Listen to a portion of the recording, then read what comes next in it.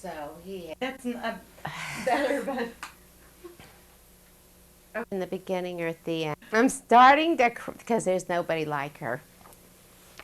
there's nobody like Bernice. No sister, no friend. Mm-mm.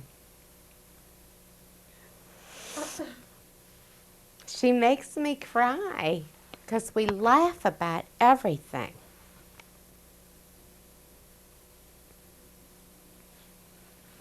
Hmm? You're making me cry. She does. She makes me cry. It could be a recent story. It could be, gosh, there's so many stories. Okay, I'll think about it, but we better do it at the end. Okay. Okay? So, I guess we're here to talk about Lenny's grandparents and Okay. great grandparents and anything that you can remember. So I don't know, where would you like to start? Okay, there are no great grandparents. So when you're talking about Lenny's grandparents, you're talking about my mom and dad. Before them, do you know any stories about? No, very, very little. Um, my mother's, I remember my mother's mother, but I was extremely, very, very young when she died. I do not remember my mother's father. What do you remember of your mother's mother? My mother's mother was the matriarch of the family. She was a very strong lady, and we lived with my mother uh, and father, and Bernice and I lived with her for a while growing up. And she took care of us, and my mother took care of us, and I was only 4 when she passed away, so I don't have any, very, very few memories of her. Do you know where she came from? No, I thought she was born in this country, but I don't know. I doubt it.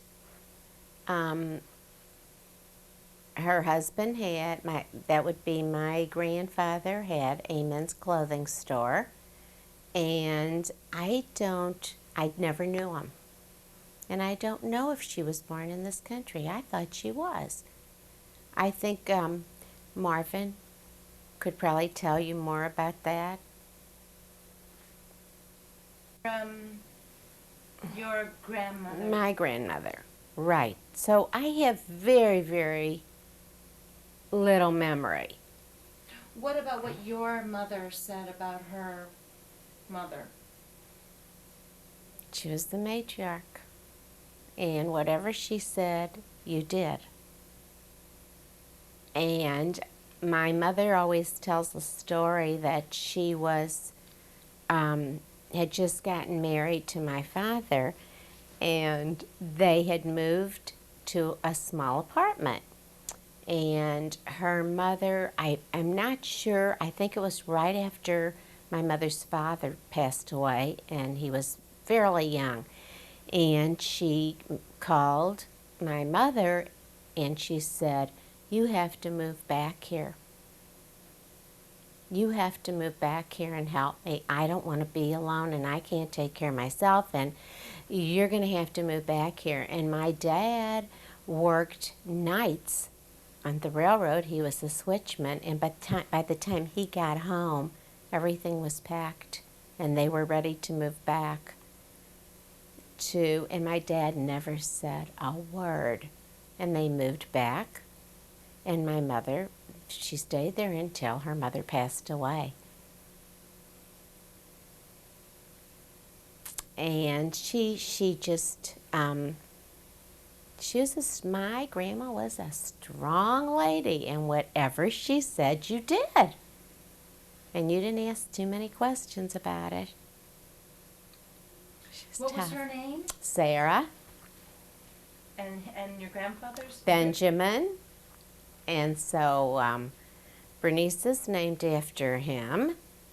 And one of my children is named after Sarah.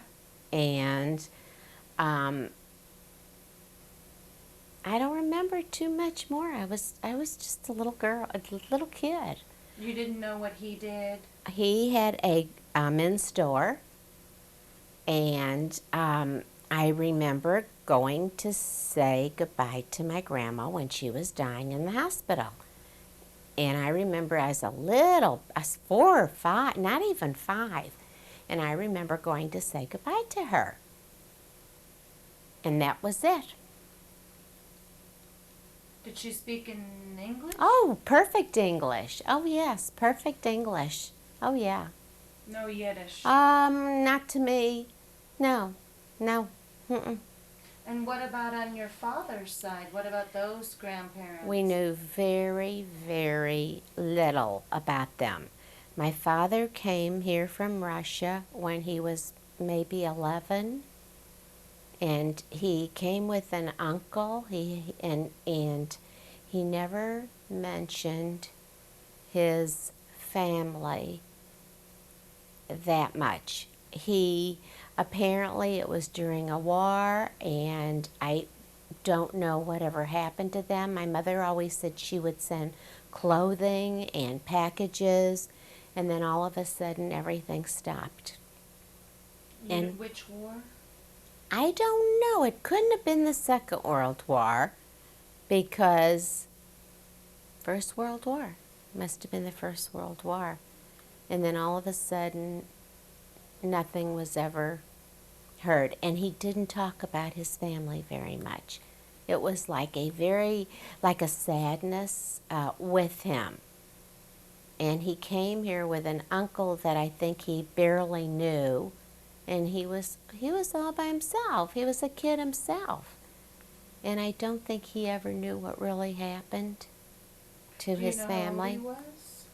My dad, when he came here, was 11 or 12. Oh, this is your dad. This is my dad. His parents, never mentioned his grandparents. We knew very little about his life. And there's a cousin who lives here who tells a different story than what we heard. You know, a little bit different. So we never knew. What is the story that the cousin tells? Well, we were told, we were under the impression that my father's father was killed in the war. He was a soldier, and that his mother remarried, and he had 2 stepsisters who were doctors, and they couldn't leave Russia. They wouldn't leave. So he came here himself. Now, the cousin who lives here said, well, that's not how he heard the story.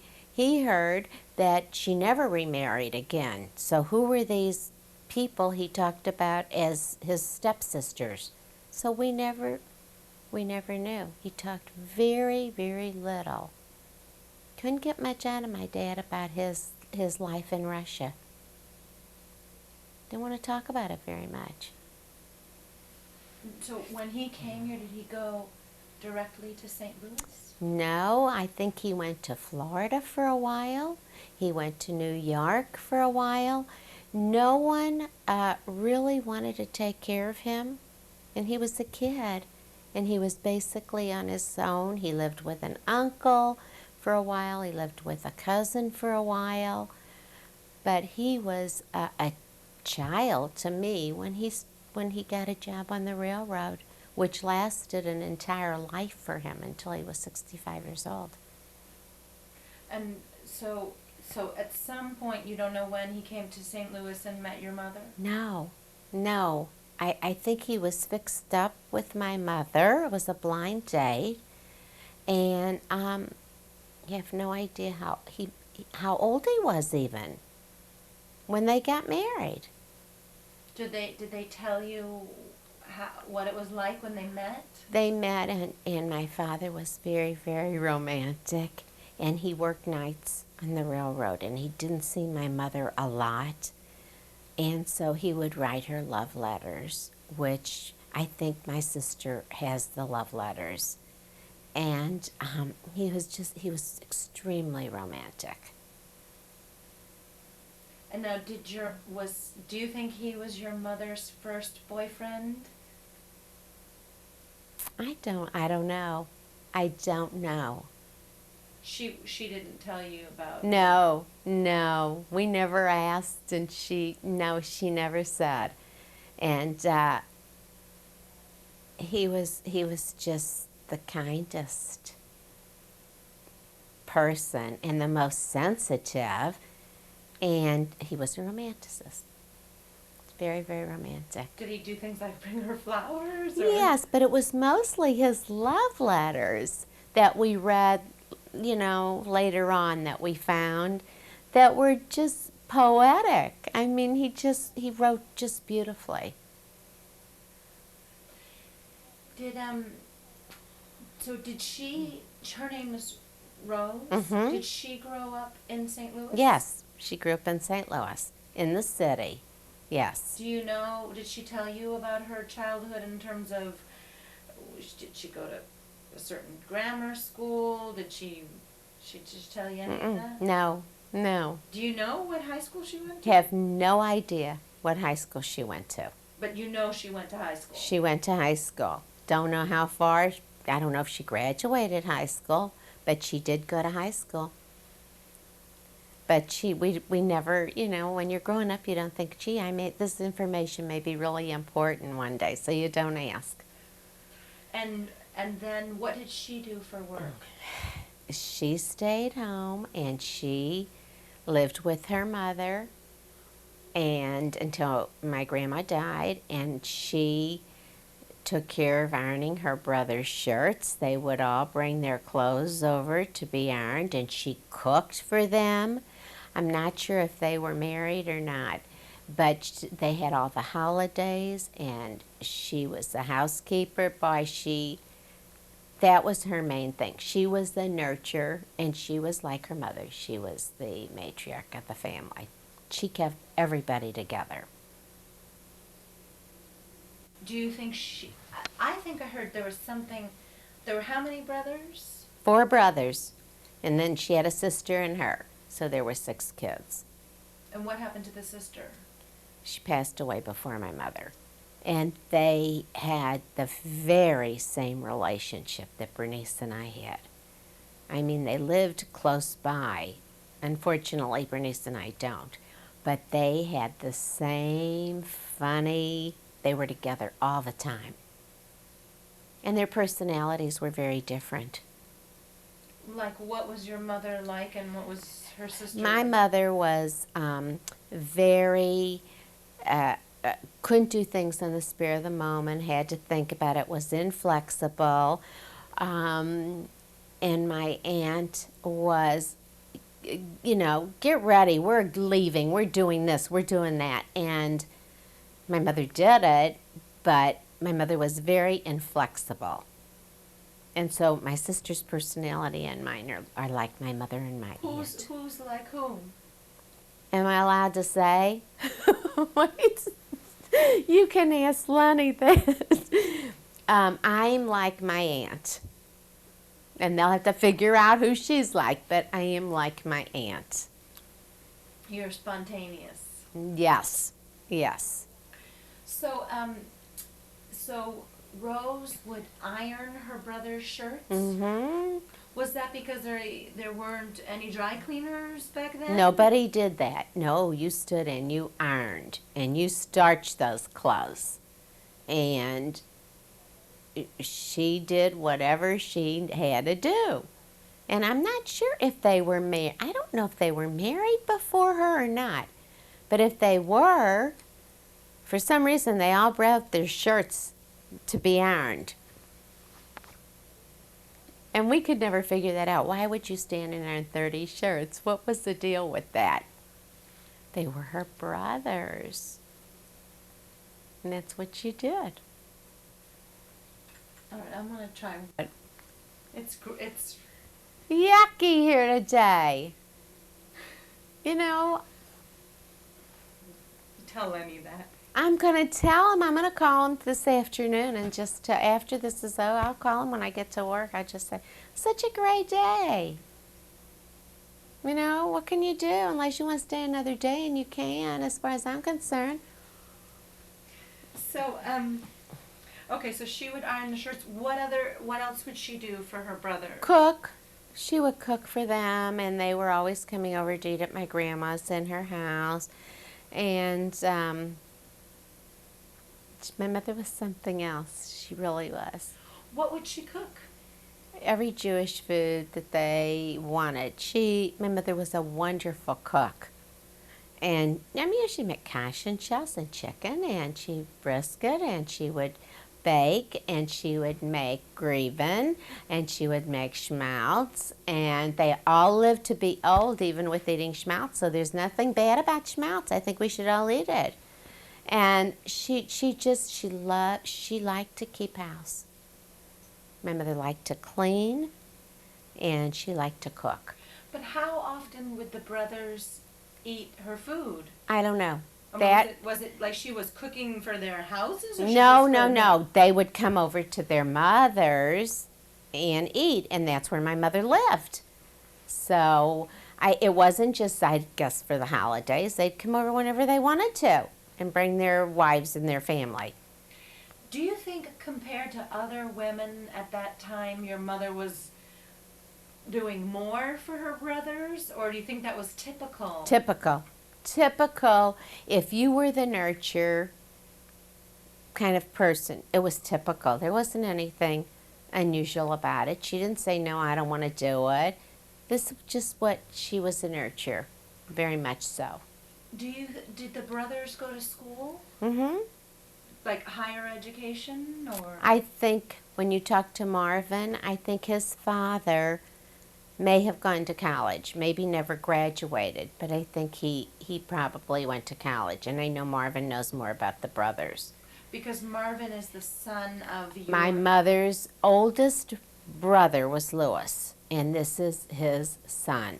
So he knows more about the brothers than... Do you know about their relationship? There were three brothers? Four. Four brothers. Four brothers. And they were in business together? Not all of them, but they were extremely close. Very, very close brothers. And did you spend time with them? A lot, yes. Yes, because we all lived in one area, except for, well, my mother's sister lived like 4 houses away, 4 apartments away. We all lived in apartment buildings then. And we lived in one area, and her other 2 brothers lived in the same area. And 2 brothers lived somewhere else. So we all lived in an area called the Loop, which was all Jewish area. We all lived in apartments. So I spent a lot of my childhood with all my cousins. We all grew up within a few blocks away. And it was wonderful because we have a lot of really funny memories about growing up together. Do you think of one thing that stands out? Yes, I can think of something. One of my cousins and I, there were little stores called dime stores. You know what a dime store is? They don't have them anymore. A dime store was where you could go and eat your lunch. They had a little counter, and you could eat a sandwich for 15 cents. Then you could buy makeup, and it was like a dry goods store, but they called them 5 and 10. And one of my cousins and I stole some bubble gum, and we were followed home. I think we each stole 2 pieces of bubble gum. It was during the war, and you couldn't get bubble gum, but they had some. And they followed us home. And we were in big trouble because we each took 2 pieces of bubble gum. But they didn't put us in jail. We were only 7 or 8. And in those days, you could go anywhere in the neighborhood. Nobody worried about you. You know, you could walk to the dime store. You could walk to a little restaurant. You could go anywhere. You could play outside, and you didn't have to worry. Whose idea was it to steal the gum, yours or your cousin's? I think it was mine. I'll admit it was mine. But we still took it, and it wasn't right. But it was only 2 pieces. Were you chewing it when they found you? Yes. Well, we just had 1 piece in our mouth. We were saving the rest. And they followed us back to her house. Did you get in trouble? Well, we were just, my parents didn't believe in hitting or giving you a little smack. They never did, never touched either one of us. So we were just told, that wasn't the thing to do, and we couldn't return it because it was already in our mouth. So we were reprimanded. We never did it again. So your parents weren't strict. Not at all. They were strict, but when my mother said not to do something, we didn't do it. But she never. Bernice may have a different side to this. My mother and father never hit me. Never. And my father, you better not do anything to his little girls because he'd come after you if you did. So I don't remember ever being hit. Never even a slap on the hand.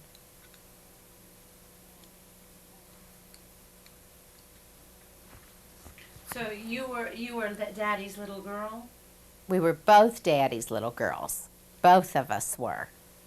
And I actually think I was the one closer to my dad, and Bernice was closer to my mother. And even in later years, I was extremely close to my dad. Bernice moved away, and I was here. And so when it was just, he was here all the time. He'd come over and walk my dog for me, and he was always with my kids. But he was that way when she lived here too, because she had children first, and she had Stephen and Sherry, and he was always with his grandchildren. His grandchildren meant a great deal to him. He's a good grandpa. So what kinds of things would he do with Lenny and Stephen and Sherry? Well, Sherry and Stephen, he would take him to the zoo, and he would take him on train rides, and he just would. He was always around. He was always in their lives. And then Stephen and Lenny and my son are just 2 months apart. So growing up, he spent a lot of time with them. And he didn't have to be doing anything. He'd go out there and visit them, and then he'd come here and visit me. And if my kids needed to be picked up from school and I couldn't go get them, he would go get them for me. And we spent a lot. My parents babysat for all of us all the time.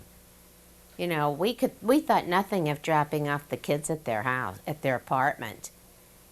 Do you think your father, like, because he only had daughters, do you think there was something about having grandsons that, or do you think it was just grandchildren? Grandchildren. It wouldn't have mattered if they were, it wouldn't have mattered to him. He loved his kids. His family was everything. Do you think that might have been because he didn't have them? Yes. I think they had a lot to do with it, because I don't think his memories, when you're that young and you leave a country to come all the way here, I don't think he had that many memories of his own childhood. So he just was, I think he was probably the proudest grandpa. He couldn't wait to have for us to. He wanted more and more and more and more and more. If he knew he had so many great grandchildren, he would. So, what do you know? Do you know what kinds of things he was interested in, like besides family? And he worked on the railroad. Worked on the railroad. He was an excellent swimmer, and he was a member of the J. And he liked to go and swim, and he liked steam baths. I don't think he had a lot of hobbies. I mean, I don't remember. He never played golf. He never played tennis. He liked to wax his car. He loved his cars clean. But I don't remember him. What kind of car did he have? Oh, Well, my father had an old black car, and it was a Chevy, and it still had the running boards. Do you know what running boards were? They were on the outside of the car where you could step up and get in. So the car was getting older and older and older, and it needed to be painted. And he went to get the car painted, and he, without telling my mother that what color, and she assumed he was going to just paint it black. And he came back with kind of a turquoise car, turquoise green, the worst color car we'd ever seen, and we called it the Green Hornet from then on. And um, when Bernice needed a car and he was going to get rid of this car, he asked her if she wanted the Green Hornet, and she said sure, because she didn't have a second car. And that car, we would see it long after Bernice got rid of the car. We could recognize the Green Hornet. And it's just a two-door little car. But Driving around St. Louis? oh yes, and the car had to be 20 years old, more than that. But we thought my mother was going to kill him because he painted the car such a horrible color. Was she sort of modest and didn't, or I mean, was she wasn't a very flashy woman? No, but it was a horrible car, and no matter if you were flashy or not, it was indescribable color.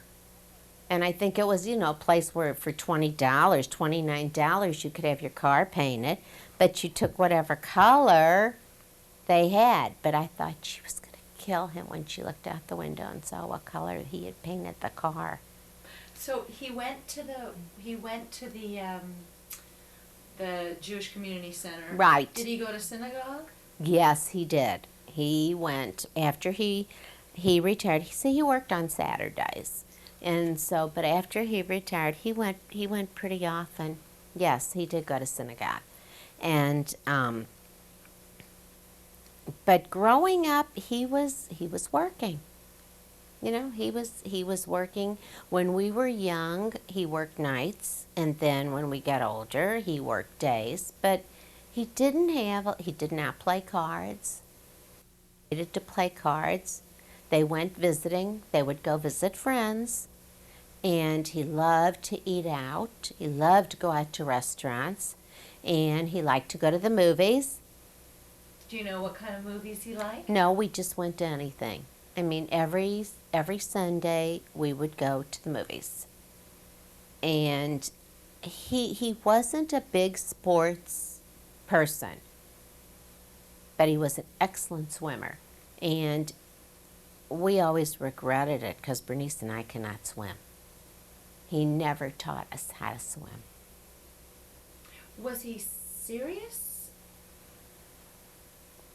Yes. He was serious, but in a way that he was so sensitive and loving that being serious was not, you weren't afraid of him. I remember where Bernice could tell my mother anything, I could go to him. And I could tell my father anything. And she could go to my mother.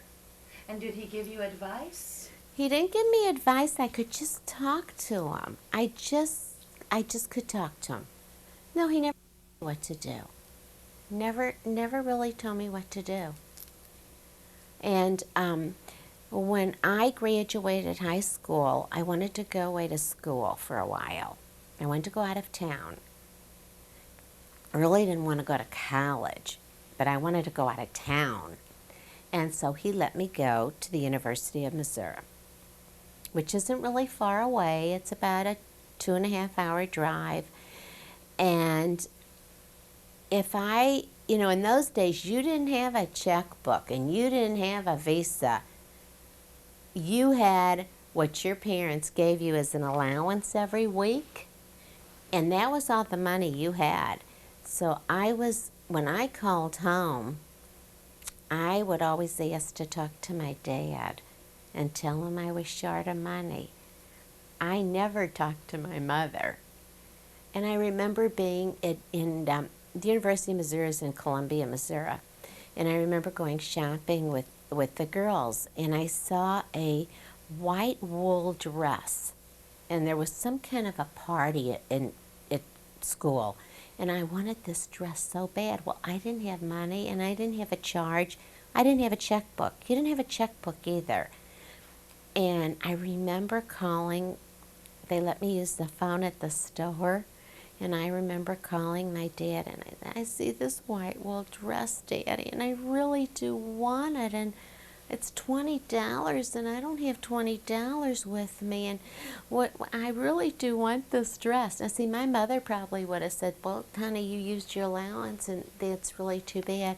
And he says, I put the money in. It's going in the mail today. You'll have the $20. Don't worry about it." And then, my mother would say, "Stop calling long distance. It costs too much. You're calling us reverse. Don't keep calling." So when I would write my dad a letter, and my mother, but usually there was PS just to my dad, and wherever there was an S, I would make a $sign. So he would know I needed money. I needed money again. Because you didn't have money in it. We didn't have a checkbook. What we had in our purse was what was the money we had. And they sent me an allowance every week. And that's what I had to live on. So did he want you and your sister to have college educations? No, didn't matter to him. No. And I did not stay there long. I did not stay. I wasn't a real good student. I went because I wanted to get away. So I just, I was ready to come home. I went to see how it was living alone. I really didn't care about college. I didn't, I didn't have this great desire to be a teacher or to be anything. When I was graduating high school, a good friend of mine, we decided we were going to be nurses. We were going to go to nursing school, and we were going to both be a nurse. And they had, Barnes Jewish Hospital had an open house where you could come and talk about being a nurse, and they were going to let you in the operating room. And I remember us going in, and we were there 2 seconds, and we thought we were going to faint from the whatever. And so I thought, her and me, nursing is out. Let's see, I wanted to be a singer. I had no voice at all. I took piano lessons for 13 years, couldn't play the piano. I took tennis lessons. My poor father gave us all these lessons, both of us, and we can't do anything. We were always taking private lessons. We took dance, ballet. It was called elocution lessons, where you'd learn how to talk. Piano lessons for both of us. He wanted these. He wanted it. And we loved it, but we weren't good at it. I mean, we just weren't good at it. So we tried all these different things. He thought that was important. And we couldn't do any of it. So, it was just something he wanted us to do. And we said, "Oh, sure, we'll do it." But we never were good at any of it. In fact, I was like 13 taking tennis lessons, and the instructor said, "Your dad's really wasting his money. You're never going to learn to play tennis." And I didn't. I mean, I wasn't good in sports. What do you think he wanted for you and your sister? Well, I think he wanted us to have a childhood that he never had. That he never had an opportunity to do any of this. And the only thing I was really, really good at was ice skating. And he would go to work on a Saturday. He did not drive a car to work. He left the car at home for my mother. And he would go to work. He would take 2 streetcars. And then coming home, he would get off 10 miles away from the house, walk to where I was skating so he could watch me. And then we would go home together. And he did that for years. And that was the only thing I was really good at, was ice skating. But you felt like he just because you weren't good at the He singing, didn't care. he didn't care. He He wasn't didn't judging care. No, he didn't care. He really didn't care. Try it anyway. You know, you want to try it anyway. No, he didn't care. He just, you want to take dance lessons, take dance lessons. You want to do this, so you'll try this. And I think it was my mother who probably wanted us to learn to play the piano. She thought that was really important for us to learn to play the piano. And so Bernice and I took lessons for years and years and years. And I can play by ear. She could play by ear a little. But we were never good. We were never going to be concert pianists. I mean, and it wasn't something we wanted to do. And we were kids. We were still kids. It was just to make you cultured. So we would know something, so we would have this rounded childhood and say, well, yeah, we took lessons, but we weren't good at it. Just gotta... Well, I changed sentences in mid-sentence. That's okay. Okay. I like it when people talk like that. I do, and so sometimes someone will say, "Now, what are we talking about now? Wait, did you change something? Did you change what we were talking about?" Yeah, you got to know me. That's what I do. So, what about so we just talked about, is there anything else you want to say about your dad? I mean, there's probably many things. There's so many things that I could say about him. And my mother too. My mother and father, they came to every program that we were ever in school. They never missed a program. They never missed coming to any kind of meetings. And, they didn't have like room mothers, or they didn't have things like that. But to every kind of meeting and every program we were ever in, they were there. You never felt that they weren't there for you, it sounds They were like. always there for both of us. We had a real secure childhood. They were always there for us. What do you think was important for your mother? What do you think she wanted for you and your sister? I don't think my mother was the most unmaterialistic. She didn't care about anything materialistic. She was the only one of her sister and brothers that lived in an apartment, never had a home. She didn't have a lot of material things, and she didn't care about them. So I guess she just wanted us to be happy. She never said, I want you to marry somebody who's got a lot of money. I want you to do this. It didn't matter to her. She just wanted us to be happy. Did she ever tell you what she thought being happy was? What would that look like? No. We had to figure that out. She never said, this is what being happy is. No, never did. Did she seem like she was happy? Yes. She was happy. Oh yeah. Whatever she had made her happy, and whatever my dad had made him happy. I heard something from your sister about how your mother wrote letters to God. Is that right? All the time. Yes. And there were a lot of letters she wrote to God, always around the holidays. And some of them were in later years when she wasn't really feeling well. And those were the ones we found a lot of those. And they were just these wonderful letters that said, I'm not feeling real good today, God. And it was the start of the diabetes was affecting her limbs. And she'd say, my toes are really bad today, and I can't hardly stand up, but I'm making the soup and I'm making the chicken, and I know I'm going to be okay, and I just want to be okay to live this year. And she wrote these letters all the time. And Bernice has those letters. I said she could, when my mother passed away, and there was never ever any, whatever you want, it's yours, take it. We never argued about. Bernice and I never argued.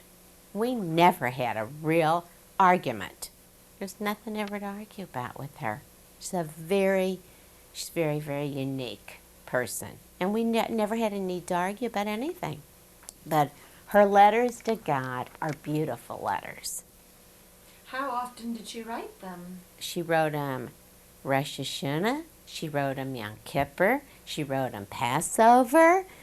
Hanukkah, I don't think. I don't remember her writing them for Hanukkah. But she always was thanking God for her being able to have us all for dinner and for having food on the table. And she was very, very thankful. Did she talk to you about God? No, no, no. She never told us about these letters. We found these letters. But she left them knowing you would see Yes, them. she did, but she never discussed them while she was writing them. And I'm trying to really go back and think, was my mother really a private person? She must have been, because she never would say, I'm writing a letter to God. Of course, if I said that to my kids, they'd say, huh? What do you mean? What are you writing a letter? They think I was crazy. So maybe she felt she couldn't share that with us. Maybe. That she was just private enough that was something between her and God. She didn't want to share that. So, did your mother want you to have a Jewish education? We both went to Sunday school. We both were confirmed. We both married Jewish. Well, I would never have thought of ever going out with someone who wasn't Jewish. It just wasn't wasn't a possibility. And I always said when I went away to school, if someone that would ask me out that wasn't Jewish, I could have gone, but I always thought that maybe she had the FBI watching me at school to see if I would go out with someone who wasn't Jewish, so I never did. Never went out with someone who it just wasn't a possibility. It just was something I couldn't do. What would they tell you about being Jewish? You just didn't do it. This was your faith. This is the way. This is you were born, and this is what you are going to carry on. And there was they weren't prejudiced. It's just their kids were going to marry a Jewish man. That's all. Did they belong to a specific temple? Yes, they did. And what was that conservative. temple? They belonged to a conservative temple, and we went for the holidays. And my mother kept a kosher house. Did she teach you about doing that? Yes, but I did not, because I happened to have married someone who had a grocery store, and it was not a kosher grocery store, so I did not keep kosher. And my dad loved coming over to eat at my house because I had bacon, and he wasn't allowed to eat bacon at home. Oh no, So my he mother would kept. come to you. Oh sure, he would come over, and he would eat pork chops and bacon. He loved that, but he couldn't eat it unless he ate it out, because my mother wouldn't allow that in the house. Did she know that this was going on? Oh sure, because she ate out too. They would eat out whatever they wanted. But in the house, it was strictly a kosher house. And I never even thought of keeping a kosher house, even though that's how I was brought up. I never even thought of that. What kinds of things was your mother interested in? My mother played mahjong. Once a week, my mother played mahjong. Maybe over the weekend, they would have an extra game. She played with the same women, her sister, her sister-in-law, and then her friends. She played with the same women for, I guess, close to 50 years. The same group every week. And my mother was a stay-at-home mother. But no matter how sick, if I had a sore throat, if I had the flu, she went to her mahjong game. And that wasn't the kind of person she was. But boy, if you got sick on a day she had mahjong, goodbye. You were on your own. And she would leave. And she'd leave us home by ourselves, sick or not. She was going to go play mahjong. That was the only time she would ever leave us, is if she had a mahjong game.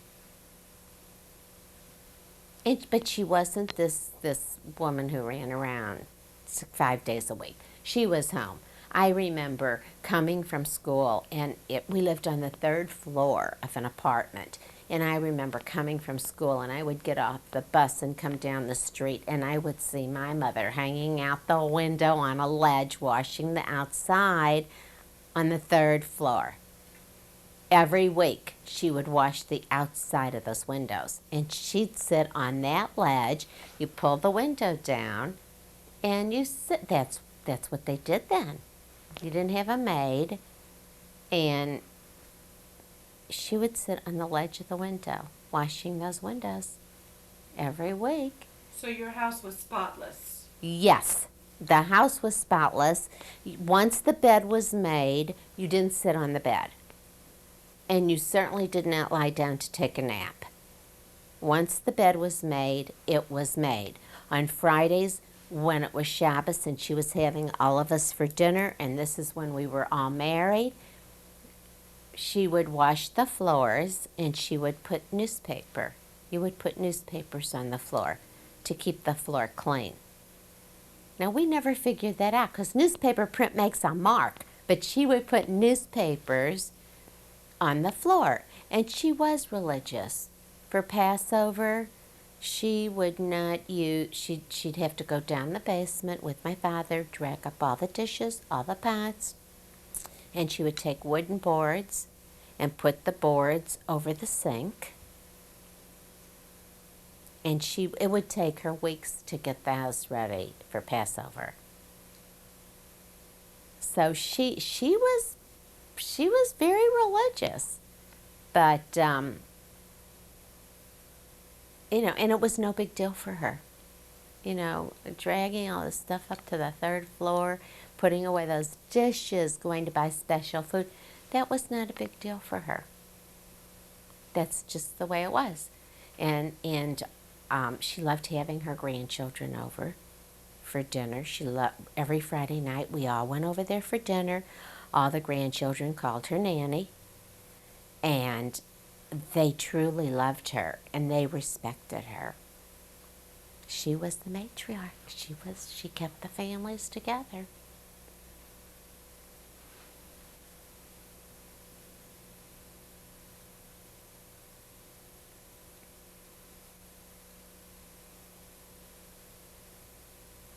So, you made me think of something else to ask you about her.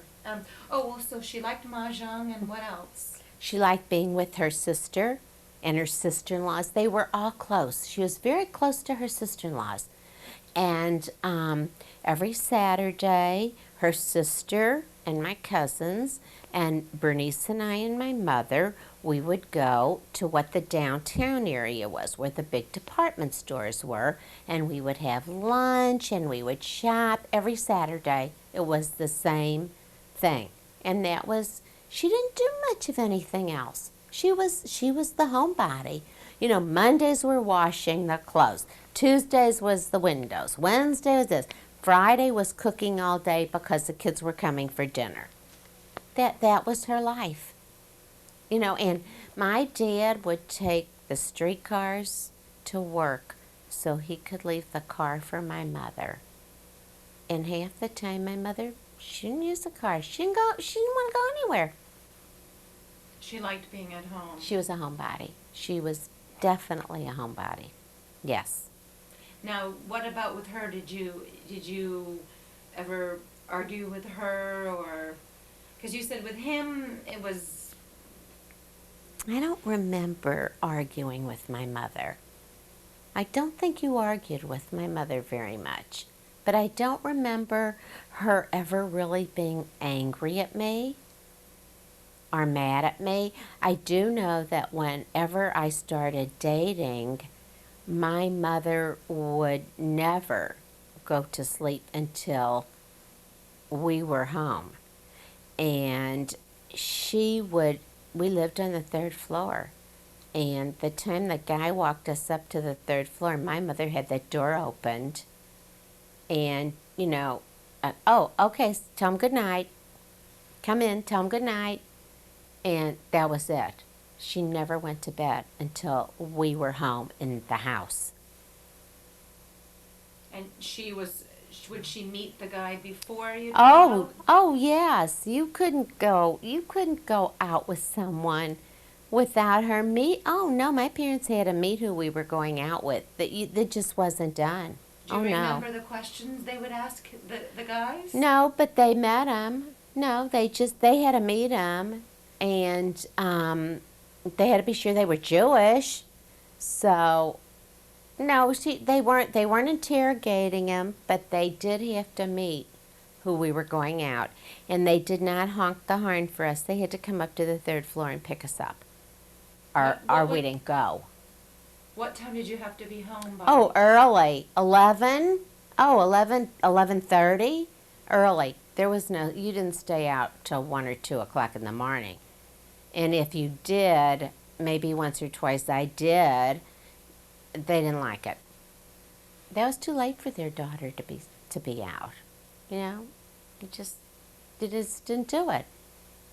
So we didn't do it. Maybe if a car broke down or something happened, I better call them and tell them I'm going to be late because they were waiting up. My dad would wait up too, to be sure everybody was in the house. Do you know? I mean, now it's sort of the political season. Do you know what about that? What were they involved in politics? No. Were they involved in? My dad was a Democrat, and he voted for the party. He didn't care who the man. He was a Democrat and never talked politics, not very much, and he was a Democrat. That's it. That's the way he was voting. Straight Democratic. He even if he didn't know who the other, straight Democratic. And your mom? Whatever he told her to vote, that's what she did. No matter whatever he said, you're going to vote for Harry Truman. Okay, she voted for Harry Truman. So who was in charge in the house? Oh, I think my mother was. My mother was in charge in the house, very much so. Oh yeah, she was in charge in the house. But there were some decisions that he made. Sure, about voting. Oh, yeah, about voting. And he took care of the car. My mother never knew one thing about the car. My mother never knew one thing about banking. My mother did not know how to write a check until my father passed away. She never had to. He took care of all of that. But, and they went grocery shopping together. And they were together a lot. They spent a lot of time together. Now, my father was a member of Ben Franklin Lodge. He was in a lodge. And I forgot about that. And he was very active in the lodge. And they went to different affairs, and we went too. And he did like. He was extremely active in Ben Franklin Lodge. What was Ben Franklin Lodge? It was a men's club, and it was kind of not a secret club, but it was kind of a secret club. And I mean, it was all over the city. In fact, it still is very prominent in this area. And they had like an old folks' home where you could go visit these people. You'd go visit old people, and they had picnics, and he was extremely active in that. But that wasn't a Jewish club. No, there were Jewish people in it, but it was not primarily a Jewish club. No, no. So he had friends. Yes, he had friends, acquaintances. I don't think my dad, like, now men have really good friends. I don't think my dad ever had good friends. They were acquaintances. That's all. They were his acquaintances. And he had some cousins that lived in St. Louis and an uncle or two, but we were not really close with his side of the family. We saw them, but we were closer to my mother's side of the family. Do you remember anything about his cousins or his uncles or? Very, very little. They were very religious. He does have a cousin here that's still alive, and this cousin and his wife were very, very good to my mother when my mother was in the nursing home. And even when she lived in her apartment, they came over to visit her, and just wonderful people. And I do call them. What's their last name? Avram, Margaret and Leo Avram. And first cousins? Must be my dad's second cousin. I think it was his second cousin. And they're up in years now. They're in their 80s. But I do try to call them at least every other week just to say hello to them. They were just wonderful to my mother. And the uncles? You don't remember? don't what they were remember. like? Don't remember. Just that they were very religious. They were very religious, and I don't know if I don't know if he was a rabbi or not, but they all seemed real old to me, even when I was in my teens. Some of them were still living, but they seemed real old to me then. So the only one that I ever really was close to was Leo and Margaret. And so I've stayed kind of close to them. I don't see him that often, but I do try to call him. And he doesn't know that much about my father's background in Russia either. It's like a mystery. It's like, didn't talk about it. Are there any photographs from your father? I think maybe there's some photographs of a woman and children, and we never, is that his mother? We think it's his mother. He might have, when we were kids, said, "This is my mother." And if these two other girls are his sisters, were they his stepsisters? Were they his real sisters? Did he have brothers? We don't know. And I think we always wanted to know more about his family in Russia, but we didn't. And he didn't talk about it a lot. And I don't know why he was the only one of the children. If there were other children, he was the only one who came to the United States. We don't know why. Either they didn't want to leave, or we didn't know why. Has anybody ever tried to trace the family? No, none of us Is it have was sort ever. of like he didn't want to talk about it, you respected that We and you leave didn't. it alone? We left it alone. We left it alone, and then it was too late to find out. We left it alone. We looked at his we found his birth certificate, and his last name was not Fred. It was Fredine. And the kids, Bernice's kids and my kids always, oh no, it was Fredinsky. No, it wasn't. It was Fredine is on his birth certificate. And then when he came to this country, all of a sudden it was Fred. Did he speak with an accent? Not at all. Oh no. Speak beautiful, beautiful English. No accent. My mother had no accent. So his past is kind of a mystery to us. We wish we knew more about it, but we don't. And we never did trace it. Kind of wanted to, but we didn't. Never traced it. That's a job for Lenny. I will give Lenny a job. He should trace this. Because we don't know that much about Papa. We didn't know that much. You called him Papa? I did not call him Dad. All the grandchildren called him Papa. All of them called him Papa. And they loved being with him. I mean, they just loved being with him. But he was serious. More serious, very quiet, and very sensitive. Extremely sensitive. Okay, we've run out of tape here. Okay.